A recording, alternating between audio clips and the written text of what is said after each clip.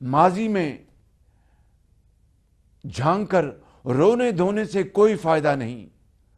مگر ماضی کے جھروکوں سے ہمیں ایک سبق حاصل کرنا چاہیے، اور وہ یہ ہے کہ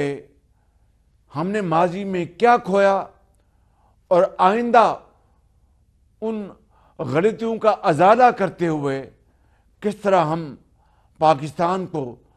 اس کا کھویا ہوا مقام واپس دلوائیں گے۔ مشکل ضرور ہے لیکن ناممکن نہیں۔ اللہ تعالیٰ کے فضل و کرم سے اگر پوری قوم اس بات کا فیصلہ کر لے، پوری قوم اس بات کا ایکا کر لے، اتحاد کر لے کہ ہم نے ذاتی نفرتوں کو ہم نے ختم کر کے، ہم نے اپنی ذاتی انا کو ختم کر کے، ذاتی مفادات سے بالاتر ہو کر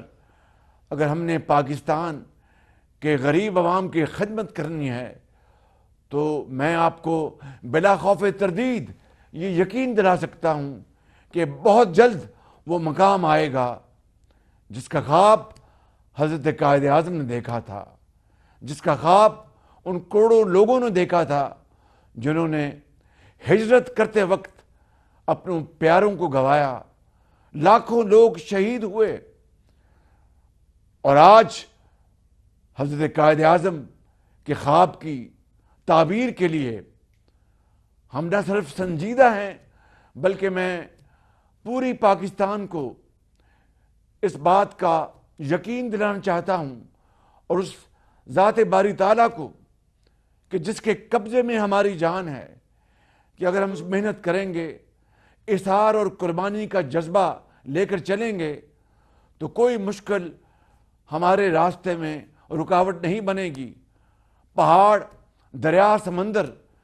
کوئی ہمارے راستے کو روک نہیں سکے گا، مگر شرط یہ ہے کہ ہم صدق کے دل سے ہم فیصلہ کر لیں کہ ہم نے اس ملک کی تقدیر بدلنی ہے، محنت کرنی ہے، اور قربانی اور احسار کا بھرپور مظاہرہ کرنا ہے۔ اس کے لیے حکومت وقت یعنی میری حکومت کا فرض اولی ہے کہ ہم شاہانہ اخراجات کا خاتمہ کریں۔ ہم ایسے تمام اداروں کا جس کا عوامی خدمت سے دور دور تک کوئی تعلق نہیں، اس کا خاتمہ کریں۔ مثال کے طور پر پاک PWD،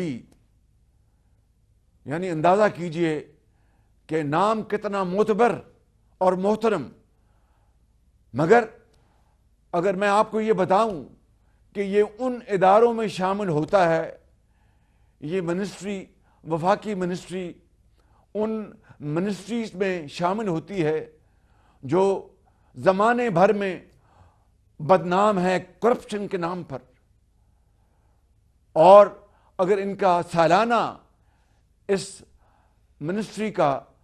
یعنی ان کی تنخواہیں اور پرکس اینڈ پریویلیجز یا ان کے جو الاؤنسز ہیں ملا کر یوں کہیے کہ اگر 2 ارب روپے ہوں، مگر ان کے جو ترقیاتی کاموں کے جو فنڈز ان کو دیے جاتے ہیں مختلف حوالوں سے، مختلف منسٹریز سے، وہ کئی 100 اربوں میں ہیں، اور یہ بات ایک طے شدہ بات ہے۔ اگر 100 ارب روپے کا ان کا ترقیاتی فنڈز کا ان کے پاس پول ہے تو 50% کرپشن کی نظر ہو جاتے ہیں، شاید اس سے بھی زیادہ۔ اب آپ بتائیے کہ یہ دردناک کہانی یہ آج کی نہیں ہے، یہ ایک دہائی کی نہیں ہے،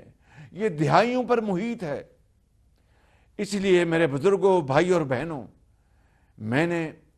یہ فیصلہ کیا ہے کہ ایسی تمام وہ منسٹریز یا ادارے جو عوامی خدمت کے بجائے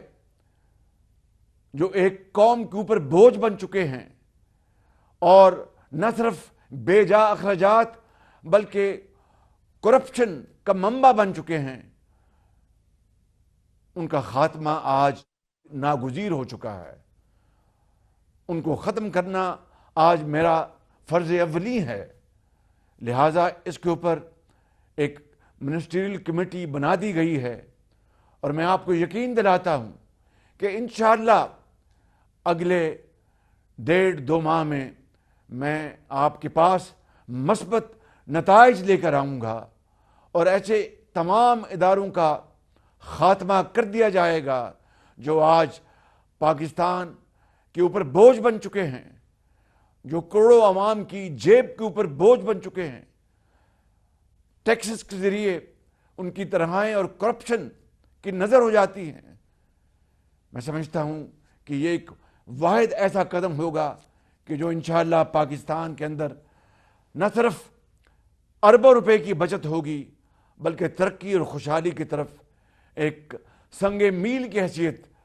رکھے گا انشاءاللہ۔ اور میرا آپ سے وعدہ ہے، زندگی رہی تو اگلے 1.5 ماہ میں انشاءاللہ بہت سالڈ فیصلے اس حوالے سے آپ کے پاس میں لے کر آؤں گا۔